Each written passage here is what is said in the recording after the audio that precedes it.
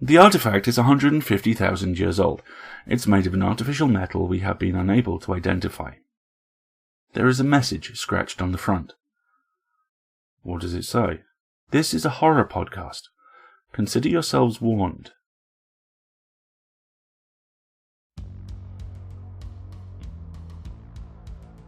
PseudoPod, episode 675, November 15th, 2019. This week's story, The New Mother by Lucy Clifford.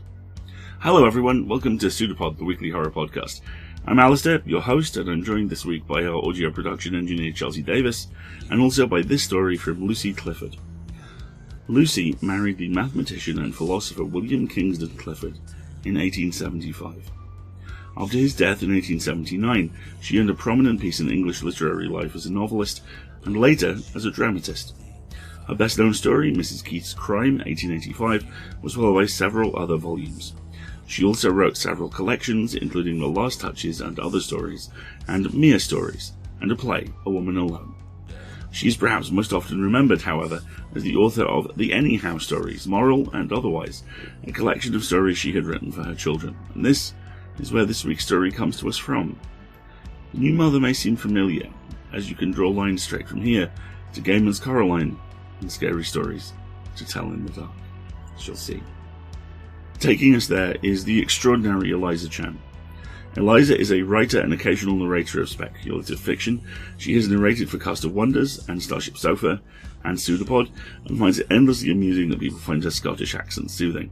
She has her own work featured in podcasts like Artemis Rising this year, and also in Fantasy Magazine, Mythilla Review, and Tales to Terrify. When not working on her current novel or reading, Eliza can be found board gaming, watching anime, cosplaying, and dabbling in crafts.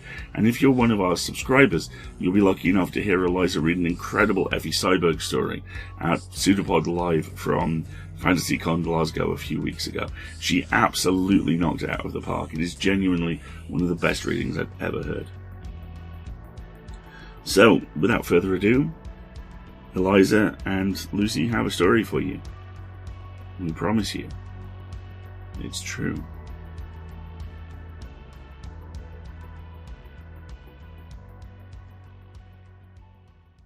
The New Mother by Lucy Clifford. Narrated by Eliza Chan. 1. The children were always called Blue Eyes and the Turkey. The elder one was like her dear father, who was far away at sea, for the father had the bluest of blue eyes, and so gradually his little girl came to be called after them. The younger one had once, while she was still almost a baby, cried bitterly because a turkey that lived near the cottage suddenly vanished in the middle of the winter, and to console her she had been called by its name.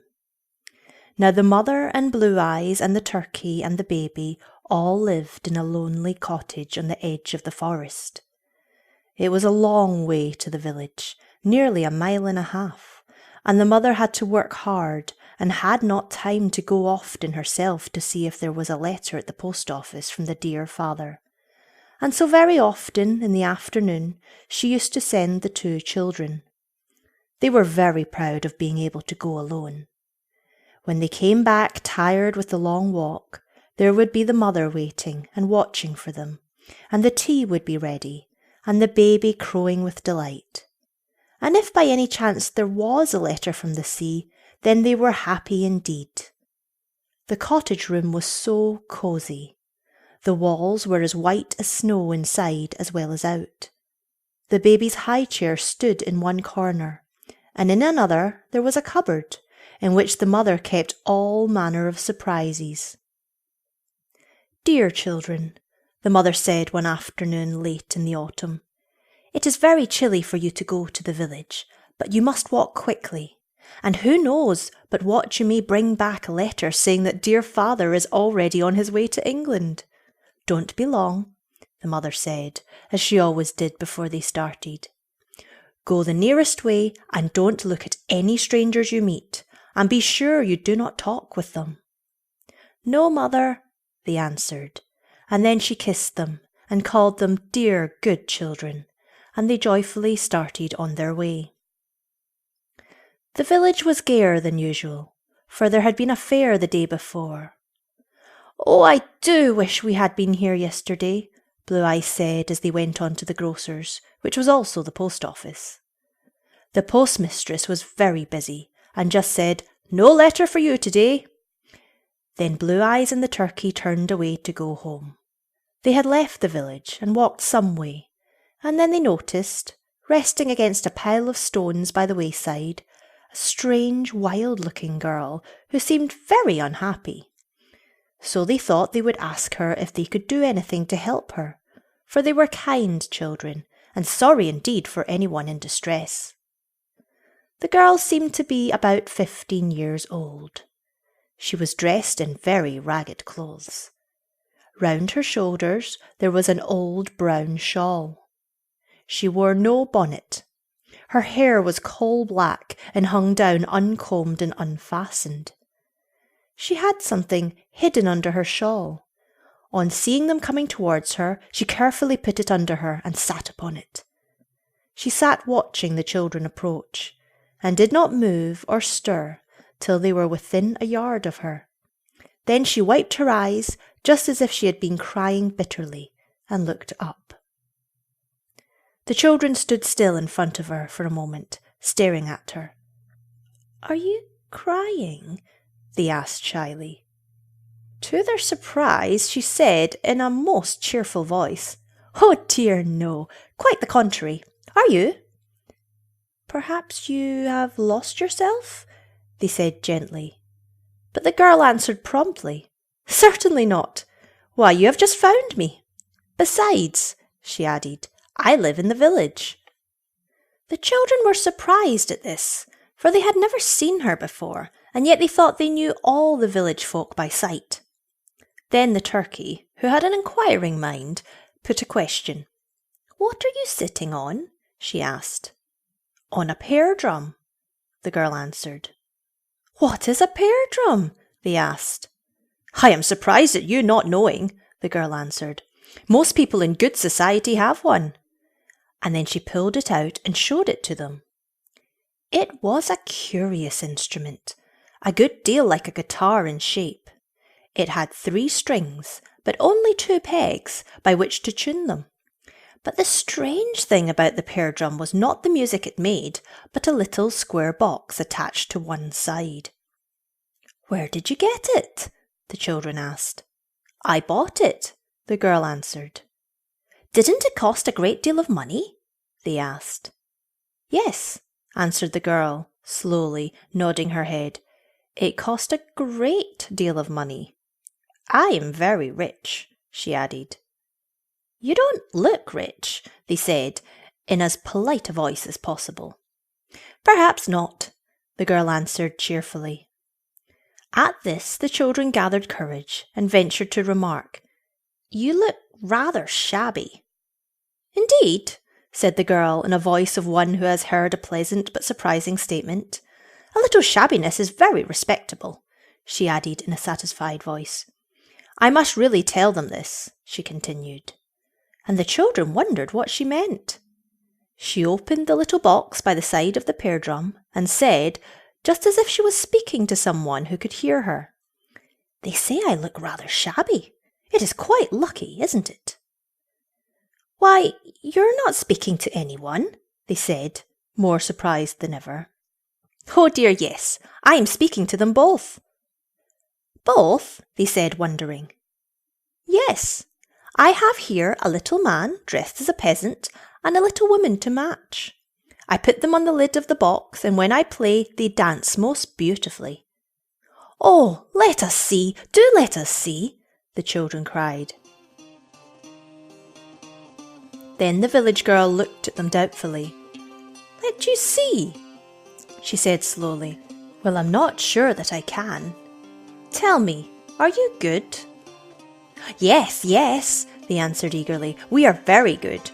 "Then it's quite impossible," she answered, and resolutely closed the lid of the box. They stared at her in astonishment. "But we are good," they cried, thinking she must have misunderstood them.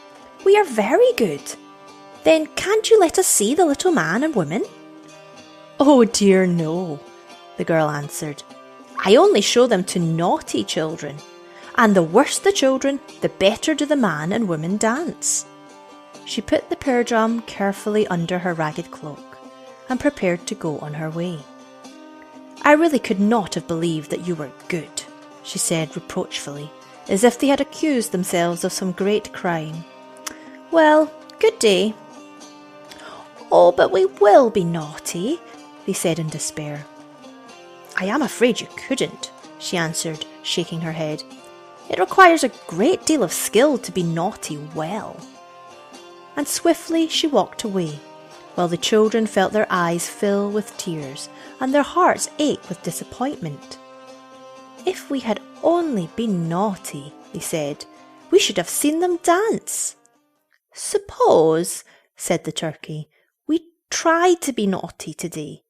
Perhaps she would let us see them tomorrow."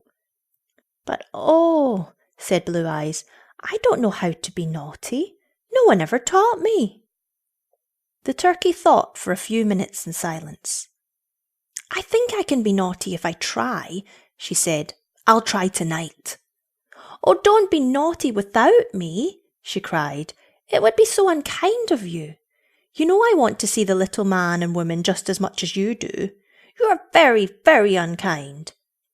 And so, quarrelling and crying, they reached their home. Now when their mother saw them, she was greatly astonished, and fearing they were hurt, ran to meet them. "Oh, my children! Oh, my dear, dear children!" she said. "What is the matter?" But they did not dare tell their mother about the village girl and the little man and woman, so they answered, "Nothing is the matter," and cried all the more. "Poor children," the mother said to herself. "They are tired, and perhaps they are hungry. After tea they will be better." And she went back to the cottage and made the fire blaze, and she put the kettle on to boil and set the tea things on the table. Then she went to the little cupboard and took out some bread and cut it on the table, and said in a loving voice, "Dear little children, come and have your tea. And see, there is the baby waking from her sleep. She will crow at us while we eat." But the children made no answer to their dear mother. They only stood still by the window and said nothing. "Come, children," the mother said again. "Come, Blue Eyes, and come, my turkey. Here is nice sweet bread for tea." Then suddenly she looked up and saw that the turkey's eyes were full of tears. "Turkey," she exclaimed, "my dear little turkey, what is the matter? Come to mother, my sweet." And putting the baby down, she held out her arms, and the turkey ran swiftly into them. "Oh, mother," she sobbed, "oh, dear mother, I do so want to be naughty. I do so want to be very, very naughty." And then Blue Eyes left her chair also, and rubbing her face against her mother's shoulder, cried sadly, "And so do I, mother. Oh, I'd give anything to be very, very naughty." "But my dear children," said the mother in astonishment, "why do you want to be naughty?" "Because we do. Oh, what shall we do?" they cried together. "I should be very angry if you were naughty." "But you could not be, for you love me," the mother answered. "Why couldn't we?" they asked. Then the mother thought a while before she answered, and she seemed to be speaking rather to herself than to them. "Because if one loves well," she said gently, "one's love is stronger than all bad feelings in one and conquers them." "We don't know what you mean," they cried, "and we do love you, but we want to be naughty." "Then I should know you did not love me," the mother said. "If we were very, very, very naughty and wouldn't be good, what then?" "Then," said the mother sadly, and while she spoke her eyes filled with tears and a sob almost choked her. "Then," she said, "I should have to go away and leave you, and to send home a new mother with glass eyes and a wooden tail." 2. "Good day," said the village girl when she saw Blue Eyes and the turkey approach. She was again sitting by the heap of stones, and under her shawl the pear drum was hidden. "Are the little man and woman there?" the children asked. "Yes, thank you for inquiring after them," the girl answered. "They are both here and quite well. The little woman has heard a secret. She tells it while she dances." "Oh, do let us see," they entreated. "Quite impossible, I assure you," the girl answered promptly. "You see, you are good." "Oh," said Blue Eyes sadly, "but Mother says if we are naughty she will go away and send home a new mother with glass eyes and a wooden tail." "Indeed," said the girl, still speaking in the same unconcerned voice. "That is what they all say. They all threaten that kind of thing. Of course, really, there are no mothers with glass eyes and wooden tails. They would be much too expensive to make." And the common sense of this remark the children saw at once. "We think you might let us see the little man and woman dance." "The kind of thing you would think," remarked the village girl. "But will you, if we are naughty?" they asked in despair. "I fear you could not be naughty. That is, really, even if you tried," she said scornfully. "But if we are very naughty tonight, will you let us see them tomorrow?" "Questions asked today are always best answered tomorrow," the girl said, and turned round as if to walk on. "Good day," she said blithely. "I must really go and play a little to myself."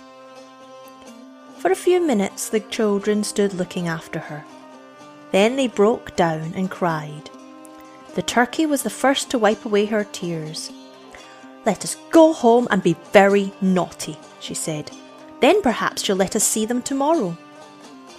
And that afternoon the dear mother was sorely distressed, for instead of sitting at their tea as usual with smiling, happy faces, they broke their mugs and threw their bread and butter on the floor. And when the mother told them to do one thing, they carefully did another, and only stamped their feet with rage when she told them to go upstairs until they were good. "Do you remember what I told you I should do if you were very, very naughty?" she asked sadly. "Yes, we know, but it isn't true," they cried. "There is no mother with a wooden tail and glass eyes, and if there were, we should just stick pins into her and send her away, but there is none." Then the mother became really angry and sent them off to bed. But instead of crying and being sorry at her anger, they laughed for joy and sat up and sang merry songs at the top of their voices. The next morning, quite early, without asking leave from the mother, the children got up and ran off as fast as they could to look for the village girl. She was sitting as usual by the heap of stones with the pear drum under her shawl. "Now please show us the little man and woman," they cried, "and let us hear the pear drum. We were very naughty last night." But the girl kept the pear drum carefully hidden. "So you say," she answered. "You were not half naughty enough. As I remarked before, it requires a great deal of skill to be naughty well. But we broke our mugs. We threw our bread and butter on the floor. We did everything we could to be tiresome." "Mere trifles," answered the village girl scornfully. "Did you throw cold water on the fire? Did you break the clock? Did you pull all the tins down from the walls and throw them on the floor?" "No," exclaimed the children aghast. "We did not do that." "I thought not," the girl answered. "So many people mistake a little noise and foolishness for real naughtiness." And before they could say another word, she had vanished. "We'll be much worse," the children cried in despair. "We'll go and do all the things she said." And then they went home and did all these things. And when the mother saw all that they had done, she did not scold them as she had the day before, but she just broke down and cried and said sadly, "Unless you are good tomorrow, my poor Blue Eyes and Turkey, I shall indeed have to go away and come back no more, and the new mother I told you of will come to you." They did not believe her. Yet their hearts ached when they saw how unhappy she looked, and they thought within themselves that when they once had seen the little man and woman dance, they would be good to their dear mother for ever afterwards. The next morning, before the birds were stirring, the children crept out of the cottage and ran across the fields. They found the village girl sitting by the heap of stones, just as if it were her natural home. "We have been very naughty," they cried. "We have done all the things you have told us. Now will you show us the little man and woman?" The girl looked at them curiously. "You really seem quite excited," she said in her usual voice. "You should be calm." "We have done all the things you told us," the children cried again, "and we do so long to hear the secret. We have been so very naughty, and Mother says she will go away today and send home a new mother if we are not good." "Indeed," said the girl. "Well, let me see.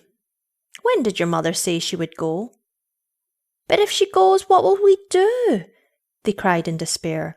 "We don't want her to go. We love her very much." "You had better go back and be good. You're really not clever enough to be anything else. And the little woman's secret is very important. She never tells it for make-believe naughtiness." "But we did all the things you told us," the children cried. "You didn't throw the looking-glass out of the window or stand the baby on its head." "No, we didn't do that," the children gasped. "I thought not," the girl said triumphantly. "Well, good day. I shall not be here tomorrow." "Oh, but don't go away," they cried. "Do let us see them just once." "Well, I shall go past your cottage at 11 o'clock this morning," the girl said. "Perhaps I shall play the pear drum as I go by." "And will you show us the man and woman?" they asked. "Quite impossible, unless you have really deserved it. Make-believe naughtiness is only spoilt goodness. Now if you break the looking-glass and do the things that are desired—" "Oh, we will," they cried. "We will be very naughty till we hear you coming." Then again the children went home and were naughty, oh, so very naughty, that the dear mother's heart ached and her eyes filled with tears. And at last she went upstairs and slowly put on her best gown and her new sun-bonnet, and she dressed the baby all in its Sunday clothes, and then she came down and stood before Blue Eyes and the turkey. And just as she did so, the turkey threw the looking-glass out of the window, and it fell with a loud crash upon the ground. "Goodbye, my children," the mother said sadly, kissing them. "The new mother will be home presently. Oh, my poor children."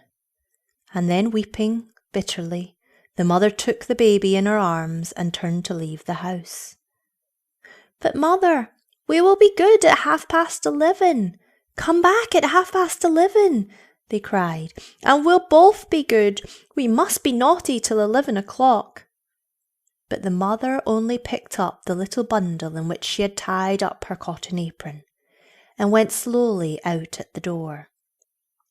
Just by the corner of the fields she stopped and turned, and waved her handkerchief, all wet with tears, to the children at the window.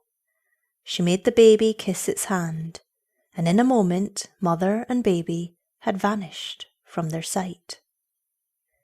Then the children felt their hearts ache with sorrow, and they cried bitterly, and yet they could not believe she had gone. And the broken clock struck 11, and suddenly there was a sound, a quick, clanging, jangling sound, with strange, discordant note at intervals. They rushed to the open window, and there they saw the village girl dancing along and playing as she did so.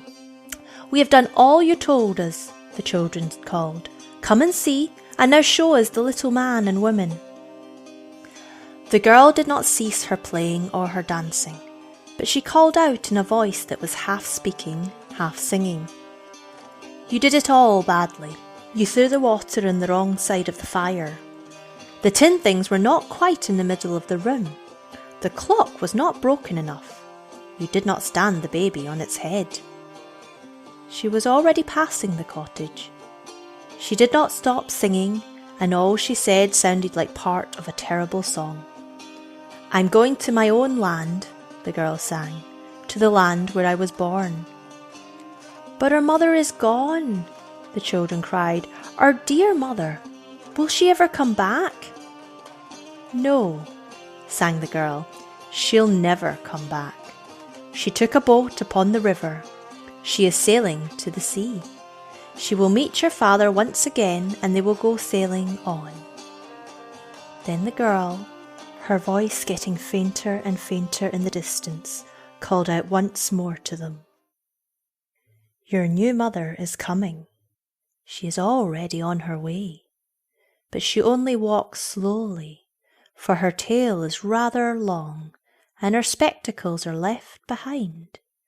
But she is coming. She is coming. Coming, coming."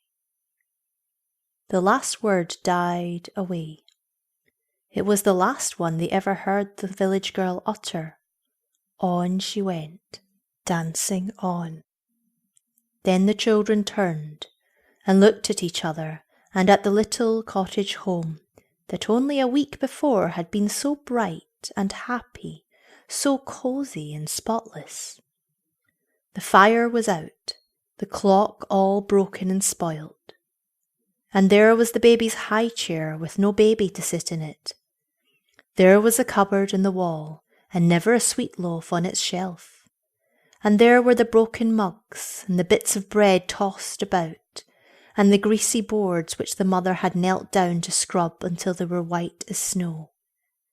In the midst of all stood the children, looking at the wreck they had made, their eyes blinded with tears, and their poor little hands clasped in misery. "I don't know what we shall do if the new mother comes," cried Blue Eyes.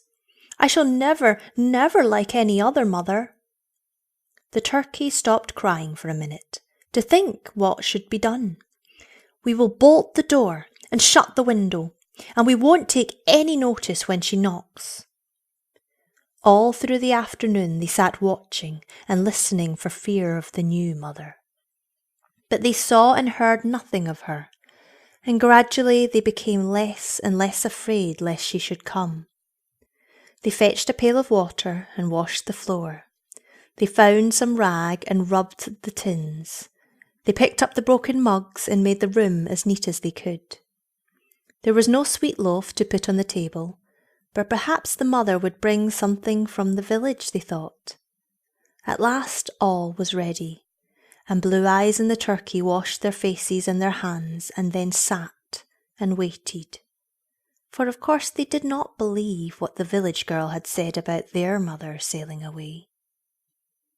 Suddenly, while they were sitting by the fire, they heard a sound, as of something heavy being dragged along the ground outside, and then there was a loud and terrible knocking at the door.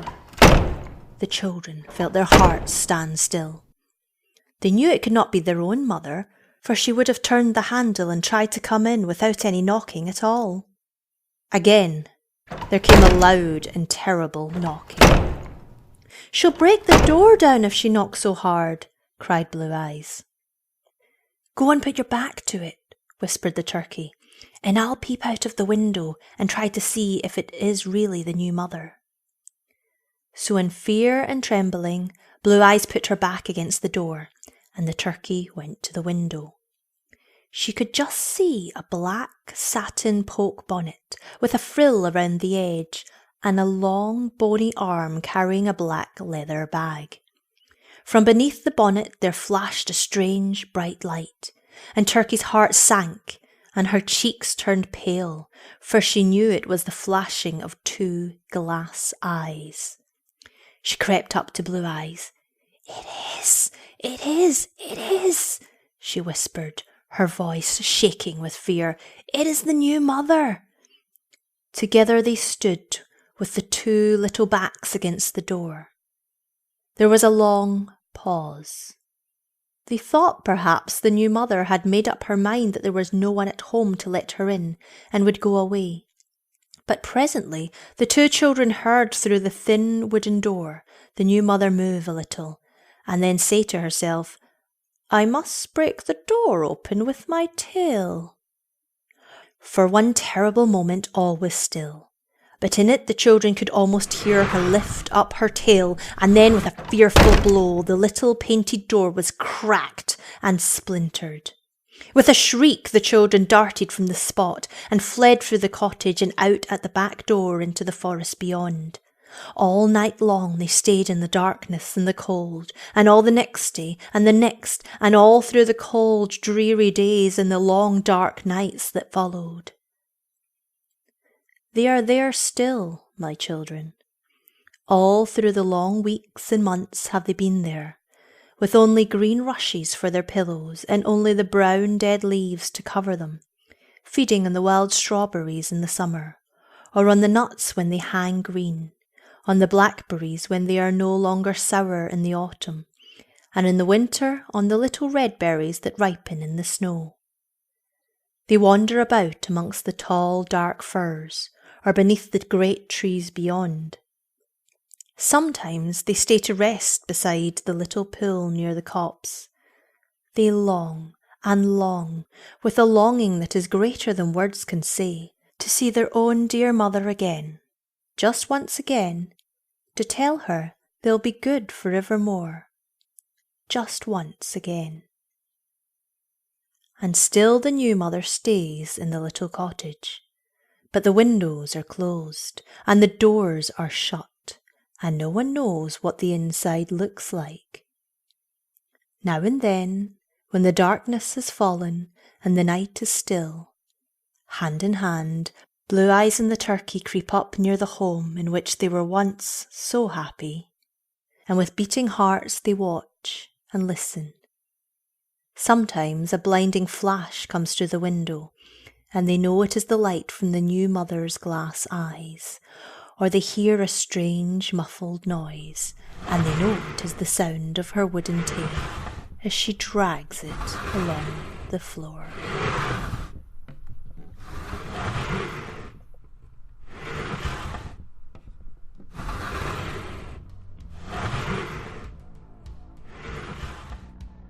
Sometimes terror is realizing the calls are coming from inside the house.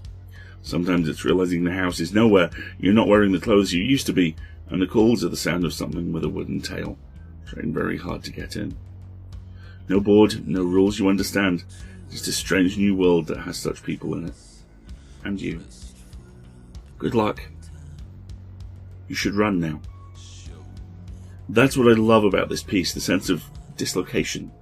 Also the feeling that this is a song we all know, played on instruments we've never seen before. The nicknames for the kids, the clear sense of this being an invocation, the fact that the mother just ups and leaves. All of these are things we all know, but none of them have been played in this key, or painted in this shade before.